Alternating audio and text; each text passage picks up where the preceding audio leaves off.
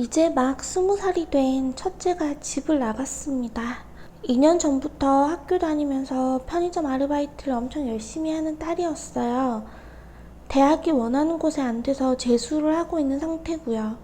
아래로 2살 터울 남동생이 있습니다.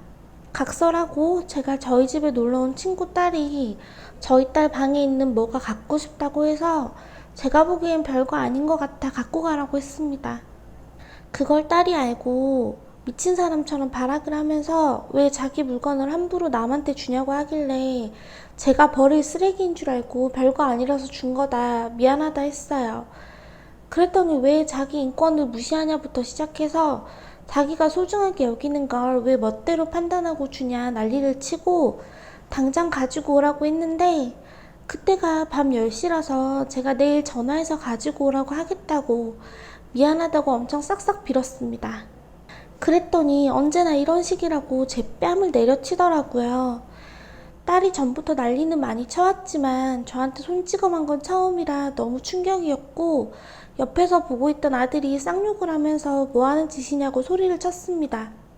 그랬더니 딸이 부엌에 가서 제일 큰 식칼을 집어들고 동생한테 거의 돌진하듯이 달려들더라고요.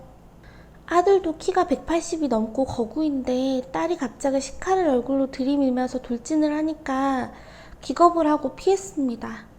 딸이 칼을 아들 목에 가로로 들고 저한테 당장 그 물건 지금 눈앞에 갖다 놓지 않으면 칼로 찌르겠다고 해서 제가 벌벌 떨면서 그 집에 전화해서 좀 갖다 달라 그랬어요.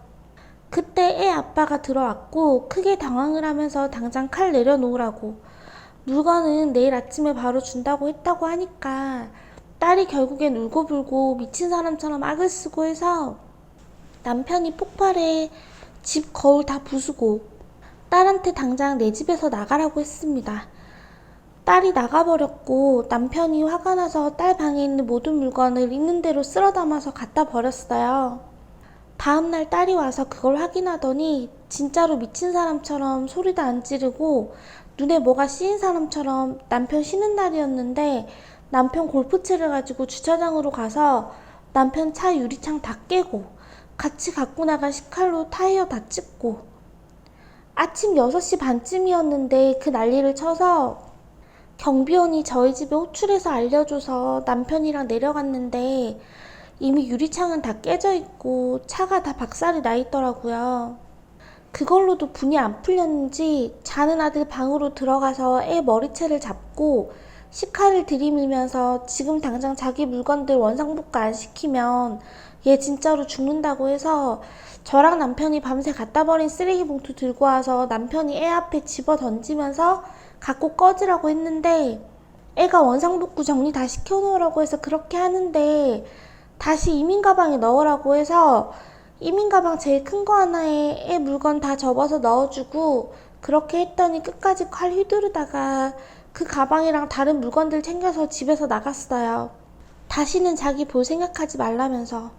애가 지난 2년간 편의점 알바한 돈이랑 동네 애들 과외해준 돈으로 1,000만 원 정도 모은 걸 저한테 보여준 적이 있는데 그 돈으로 당분간 혼자 잘 살아낼 수 있을까요? 애가 너무 걱정이 되어서 잠도 안 오고 며칠간 죽을 것 같아요. 집안 분위기가 살얼음판입니다. 아들은 다친 곳은 없고 목에 3cm 정도 칼에 스쳐서 피가 맺힌 정도고요. 남편 차는 고치는 비용은 좀 들지만 고칠 수는 있는 상태예요. 제 딸이 정신병이 있는 것 같다고는 생각했지만 이게 조현병인 건지 너무 걱정이 되어서요. 난리칠 때 그 눈빛이 뭐가 쓰인 사람처럼 사람 눈빛이 아니던데 앞으로 조금만 화가 나도 이렇게 사는 건 아닌지, 밖에서 결국엔 범죄를 저지르면 어떡하나 걱정이 너무 됩니다. 남편이랑 저랑 당시에 경찰 신고를 하진 않았는데 이제라도 경찰 신고하고 소재 파악해서 정신치료를 받게 해야 하는 걸까요? 인터넷 검색해보니 가족관계 증명서와 등본이 있으며 해당 자료는 미리 준비되어야 정신병원 강제 입원을 도와드릴 수 있습니다 라고 나와 있는데, 서류 구비하고 어디에 있는지 소재 파악해서 119에 신고하면 강제 입원 절차가 진행이 되는 건가요? 20살 넘은 성인도 가족 동의하에 정신적인 질환이 있는 것 같다는 판단이 들면 입원시킬 수 있는 건가요?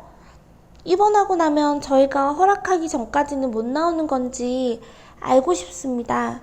조언 부탁드립니다. 우선 애 둘 키우면서 차별 절대 하지 않았고요.